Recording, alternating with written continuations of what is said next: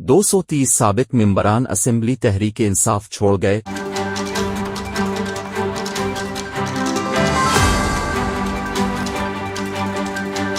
گزشتہ 6 ماہ میں 230 سابق ممبران اسمبلی 42% نے پاکستان تحریک انصاف کو چھوڑ دیا۔ ان سابقہ ارکان قومی و صوبائی اسمبلی کے بارے میں خیال ہے کہ وہ اپنے حلقوں میں کافی اثر و رسوخ رکھتے ہیں۔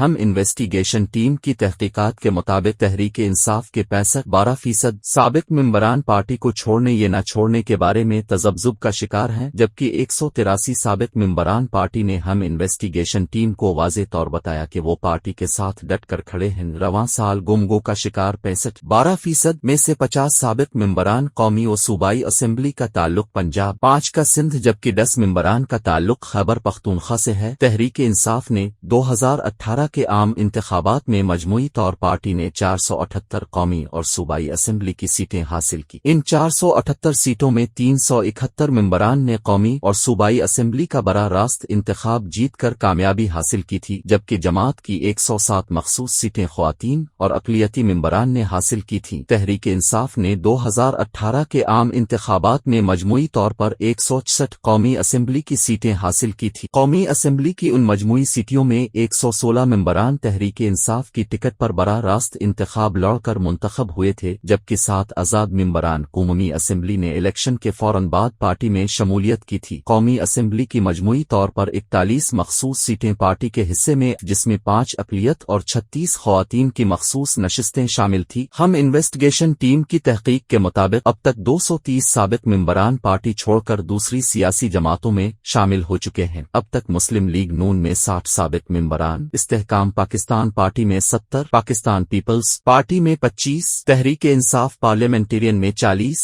MQM میں 10، عوامی نیشنل پارٹی اور جمعیت علماء اسلام میں 5 ممبران میں شامل ہو چکے ہیں۔ تحقیقات کے مطابق اب تک 85 قومی اسمبلی کے ممبران تحریک انصاف کا ساتھ چھوڑ چکے۔ پارٹی سے راہیں جدا کرنے والے ممبران میں 5 اقلیتی، 11 مخصوص نشستوں پر آئی خواتین جبکہ 69 براہ راست منتخب ہونے والے ممبران قومی اسمبلی شامل ہیں، جبکہ 20 سابق ممبران قومی اسمبلی پارٹی چھوڑنے اور ساتھ کھڑے ہونے کے سوال پر مکمل خاموشی اختیار کیے